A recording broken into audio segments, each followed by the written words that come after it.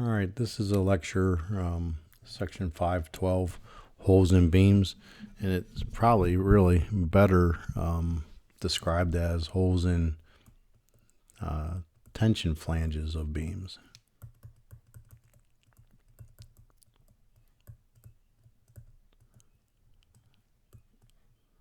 All right, tension flanges of beam. That's probably a better description of the chapter. Okay, because that's what we're dealing with. Okay, there are times where we have other holes in beams for sure, and we'll discuss those briefly. Okay, but what we want to get out of this section is to be able to determine the nominal moment capacity of a wide flange section with holes in tension flanges. Okay, so typically that means bottom. There are times and lots of opportunity to have holes in compression flanges. All right, top. All right, and honestly, we probably have on more occasion we have holes in the top flange than we do the bottom flange due to connections and things of that nature. Okay. And there are other holes that you'll encounter. Okay, and we'll talk about those briefly too. So holes in tension flange, right? These types of things here may occur due to connections of these types of WT hangers. And believe me, this is probably more involved design than what we're typically seeing. Okay, so here we could have prying action. Okay, and this can like kind of internally increase the forces in these bolts here. There's been documented failures which causes a part to get written into the specification of prying action, where we end up, maybe we have 50 kips here and the engineer thought, oh, I have 25 and 25, but due to the deformation of this WT and what we call prying action, these forces can be magnified. Okay, and what will happen is if they're magnified, certainly they could cause a failure if we didn't account for it properly. Right, we could magnify this. So that's called prying action. Beyond the scope of this section, beyond it actually might be in one of the last sections of chapter 5. Real important, when you see it, ask questions until you understand it. Okay. And then there are other holes that occur, sometimes on purpose, sometimes inadvertently. Okay, and we can accommodate them. We may have to, we have a big hole in a web, like this. Here's an opening in a web. We may have to reinforce it. Right, round holes, may have to reinforce it, maybe for architectural reasons. Just sort of, it's much nicer when you know about them before they occur. This product here, castellated beams, is kind of an interesting thing. We actually start with a wide flange beam that's half this depth, okay, or some portion of the depth, and then we cut it, okay, and we split it into two, and we move the top half relative to the bottom half, right? So and then we put it stem to stem. You see this was pretty popular in Pittsburgh and other parking garages. Okay, again, because we could take a beam of a W24 by 48 and make it into 36 inches deep or more, and all it takes is we cut it and then we weld it back together right there. Okay, so castellated beams, they're around, maybe not as popular as they once were, but if you keep your eye out, you'll keep your eyes open, you'll see them on occasion. All right, so back to our topic. So holes that are typically a concern are in tension members, and it's due to the loss of gross area, right? Loss of gross area, which becomes net area. Thus, it is a rupture concern, right? So it's a function of net area. So therefore, it's a rupture concern. Okay. So again, F sub n, flange net area, F sub g, flange gross area. And this comes from section 13.1. Okay. So if we compare these two, this is how we decide if we're going to have tensile, if we're going to have to consider it. Okay. So if our rupture strength is less than this tensile strength, or this yielding strength, right? If rupture is less than yielding, then we're okay. Otherwise, we're going to have to reduce the section. Okay. And you might want to take a look in table 2-4 and look at that yield to tensile ratio. We'll discuss that a little, and I'll give you my opinion on it. All right. So if we look at section F13, it'll show this relationship, right? If I go back here and I, focus on this, if I have my rupture strength being less than my yielding strength, then I have to reduce my nominal moment capacity. Okay, notice this is based on section modulus, so it's elastic. Okay, and I'm just reducing it by a ratio of net to gross area. All right, net area is going to be less than gross. I'm multiplying it by F sub u, so I'm just reducing the moment capacity based on F sub u elastic section modulus, okay, which is kind of odd because F sub u is rupture, but S sub x is elastic.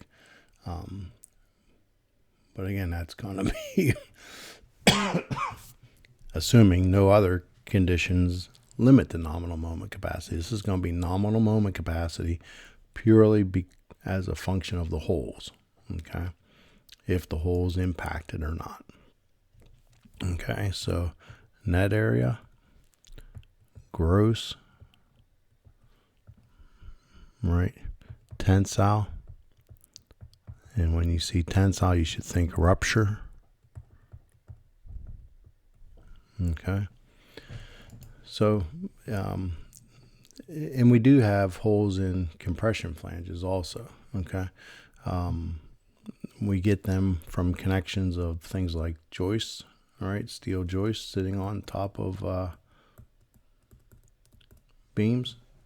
Okay, and often, if you notice this, here's gauge for bolted slots, and then they put in this fillet weld. A lot of times in practice, you'll see holes in beams that don't have bolts in them after the building's completely erected. Okay, and what will happen is the erector will come along, set this steel joist on top of this beam, so it's sitting at on these bolts here. All right, so here's our oops, not a very good sketch there. Here's our joist seat, okay, our top cord, and then it's bolted. Okay, a lot of times what will happen is the erector they'll set the steel joist, they'll put their spud wrench in here, right? They'll put their spud wrench in there, then they put the bolt in. Then they come along and weld it all in one process. Okay, and they tack weld it, and then they remove the spud wrench and leave the hole open. And sometimes owners, general contractors freak out because they see holes without bolts. Now, is that a problem? Okay. And when you think about it, how do compression members typically fail? They're going to fail due to buckling between the points of bracing, right? This is a brace point, right? The connection is, the beam is being braced by that member. So it's not going to fail there. The only way it's going to fail where the hole is if it reaches F sub Y, right? All right. If F sub Y would be deemed a failure because the full cross this area would be in F sub Y and would start to strain. But chances of that happening, of the top chord reaching full F sub Y, are pretty uncommon. Okay, so it's typically okay. Certainly if the hole gets really big, right? If your hole is practically the whole, width of the flange, and then you got a problem, right? You got to use some engineering judgment here. But typically holes in the top flanges are not a problem because the limit state of compression members is buckling, not yielding. Okay. But for tension members, it is yielding and rupture of the tension part. Okay. So let's do a couple examples. Again, I thought I'd do one of these, and this, I believe, will show that it doesn't control, but I kind of want to discuss this A992 material also. Okay. So you'll see through the textbook, you get a beam size, you get the A992 material. It'll say 2 holes. Again, you can ignore this. Right, we're not really worried about those top chords holes or top flange holes. We're focused on the bottom chord flanges. Okay, so take note here: continuous lateral support. Okay, and then verify that the holes must be accounted for and determine a nominal flexural strength. Since it has continuous lateral support, hopefully you are thinking Mn could be M sub P, all right, which is Zx times Fy, all right. But we have these holes, so maybe those holes supersede that. Now, remember, if I had LB of 20 feet, maybe that would control over everything, okay. M sub N would be different. So it still is the least value that we can get, okay, that we obtain. All right. So let's go through this problem. All right. So we have 18 by 71. I got the properties already. We have 2 holes in each flange, 3/4 inch diameter bolts. So we can already calculate the effective diameter of the hole. And this reaches back to tension members, all right? So that's 0.875. Okay, so each of these holes has a width, an effective width of 0.875 inches. So we can pretty much calculate A sub F G, the gross area of the flange. That's simply going to be 7.64 times 0.81. which is 6.188 inches squared. A sub Fn, then that area could be the gross area minus the area of the holes, which I have 2 holes, and they have a diameter, or an effective diameter, of 0.875, and the thickness of the material is 0.81. So our net area on the flange is going to be 4.771 square inches. Okay. Now if you go to table 2.4 in the front of the steel manual, you see that A992 has an Fy of 50 and an F sub U of 65. Okay, but there's a superscript I. Okay, and I says the max tension to yield, or I'm sorry, yield to tension, right? Yield to tension. The max yield to tension, which is F sub U. So the max Fy over F sub U is 0.85. Okay. But if I look here, if I take Fy over F sub U here, I get 50 over 65. And that's equal to 0.77. Okay. And the trigger is if that yield to tensile ratio is less than 0.8. Okay. Again, I don't know that I really properly showed you that. Okay. But if you look at the specification here, right, this YT is 1.0 if Fy over Fu is less than 0.8. Otherwise, it's 1.1, which means if it's greater than, okay? And if you look in the textbook, right, they talk about it right here. Y sub t is 1.0 if yield to rupture is less than 0.8. Otherwise, it's going to be 1.1. So we're going to increase, if my yield to rupture is greater than 0.8, I'm going to increase my F sub y by 1.1. Okay? And again, I can't tell you all the background behind that. It's just what we're required to do. Okay?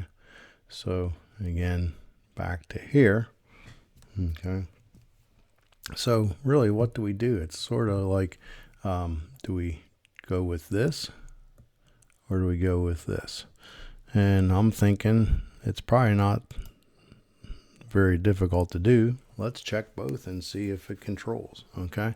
If we have this case, our capital YT is 1.0. If we have this case, our capital YT is 1.1. Okay. And again, if I have Fy A sub Fn, right, that's going to equal 65 times 4.771, which equals 310.1. And I also have F sub, oh, I'm sorry, this isn't F sub Y. This is F sub U. And Fy times A sub Fg gross, all right, is going to be 50 times 6.188, and that's going to be 309.1.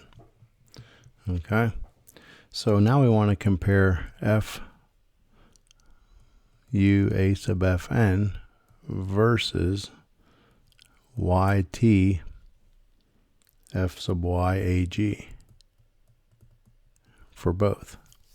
Okay, so here we have 310.1 versus 1.0 times 309.1. Certainly 310 is greater than 309, so therefore it's okay. Okay, so no reduction required. Okay, because the rupture strength is greater than the yield strength. Over here, it's going to be okay also, right? Same thing.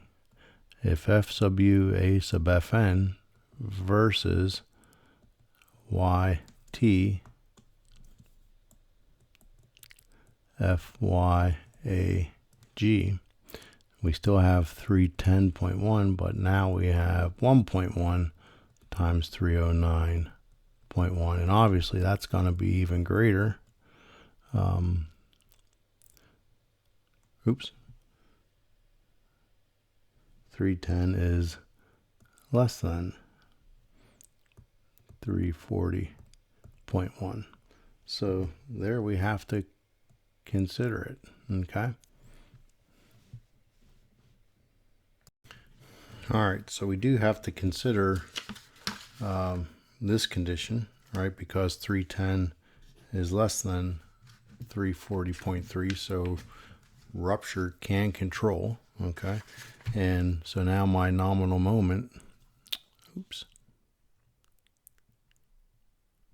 now my nominal moment is equal to F sub U A sub Fn, all right? Then rupture stress times the net area divided by the gross area. So it's a proportion, it's a ratio, times S sub x, okay? And we know we know F sub U, F sub N is equal to 310.1. We know A sub FG is 6.188, and we know S sub x from the front of the book is 127. So that's 62 inch kips, okay? Or if I divide by 12, I get 530.2 foot kips, okay? So that would be my nominal moment for holes, if I have holes, right? So my M sub N is going to be 530.2 foot kips, okay? So now what's the reduction? All right, what's the percent reduction? Okay, so if we didn't have, right, without holes in the bottom flange, what's the nominal moment? What's that equal to? Okay, and we know L sub B is continuously braced, okay? So hopefully that makes you smile, because L sub B is 0, or at the least L sub B is less than L sub P. So therefore my nominal moment is equal to my plastic moment, which equals Zx times Fy. And my Zx is 146, again from the front of the book. Fy is 50, so I end up with 7,300 inch kips, and then I divide by 12 and I got 608.3 foot kips. So what's the percent difference? It's going to be my actual, right, which was, you know, my M sub N with the holes is 530.2 minus 608.3 all over 608.3, and I should get a negative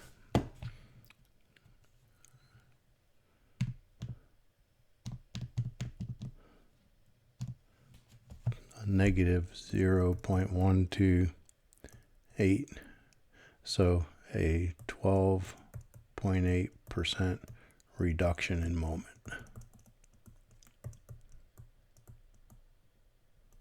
Okay, so it does, you know, cause a reduction in moment, right? And we can do the same type of example here, and I guess what I'll do is I'll tell you the answers, and this is getting long, right? 24.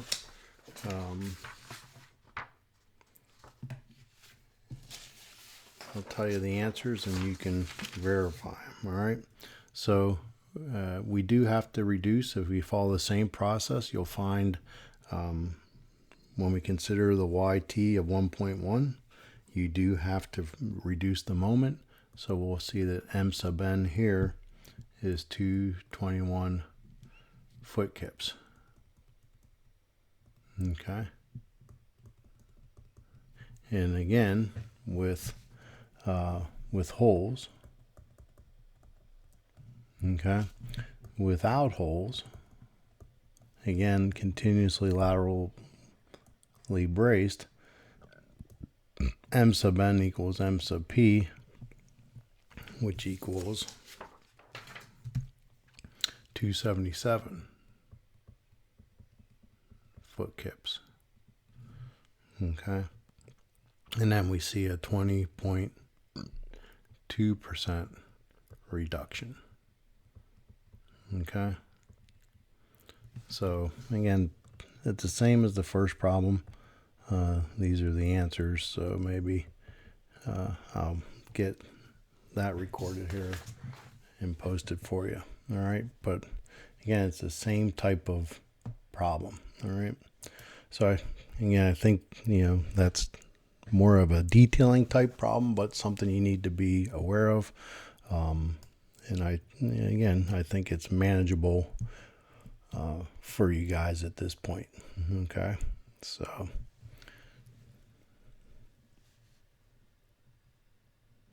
see the familiarity there?